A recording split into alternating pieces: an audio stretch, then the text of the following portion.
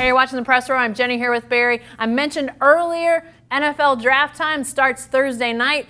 First round Thursday, second, third on Friday, and then it finishes up with the last 4 rounds on Saturday. Not a ton of big names out there amongst locals being drafted, Barry, but Emmanuel Ogbah seems like a guy who's pretty likely to be a first-round pick. We've sort of seen him oscillate between lower first, upper second, but it really deep defensive line draft.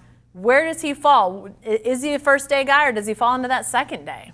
I think it all depends on, it may depend on what the Carolina Panthers do. Mm-hmm. We've seen 2 mock drafts, including one very legitimate one from Peter King of Sports Illustrated, from Monday Morning Quarterback, who has Ogbah going 31st overall to the Panthers.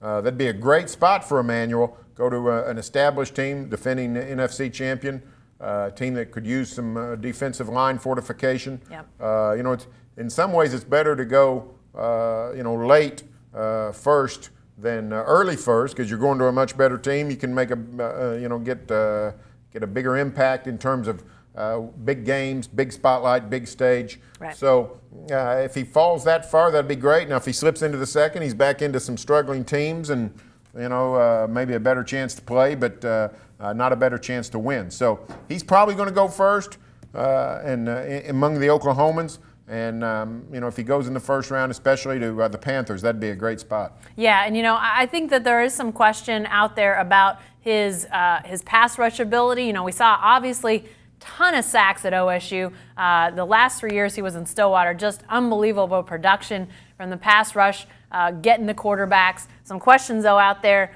Did he just have one go-to move that he went to again and again? Possibly, but, we were joking about this earlier in the week, Barry.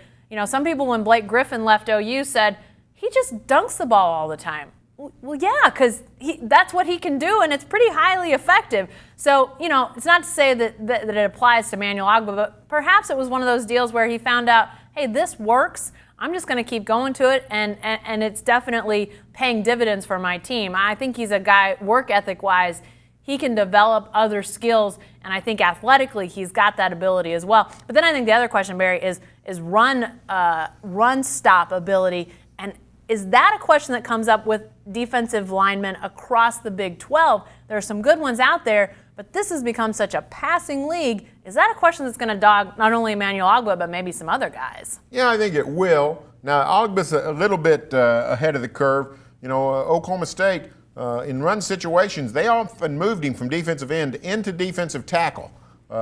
Short yardage, goal line situations. So it's not like it's foreign to him. Now, he's not an NFL nose guard. He's not 330 pounds. Don't think that he is. But he's got some experience in there in terms of the run stoppage. And the truth of the matter is that run stoppage, even in the NFL, is not as highly valued as the pass rush. I mean, the game really anymore, the game boils down to pass protection and pass rush. So if he can show that he can rush NFL passers, if he can beat NFL offensive tackles around the edge, he's going to have a long career. Yeah. Quickly before we wrap it up, other guys that are out there, Sterling Shepard sounds like a guy that may be on the rise almost as much as anybody out there. Sounds like he's almost a for sure second-day guy. Could even be in that second round. It's a pretty big jump for Sterling Shepard, but it sounds like a lot of people feel like he's got a long NFL career ahead of him. I think he's got a good chance to go second, third round, and he's a guy that just catches the ball and makes plays. He's got the pedigree. You can use that in the NFL, by the way. He's got the NFL pedigree. His dad played in the NFL. He's a solid guy. Never looked. He was an easy recruit.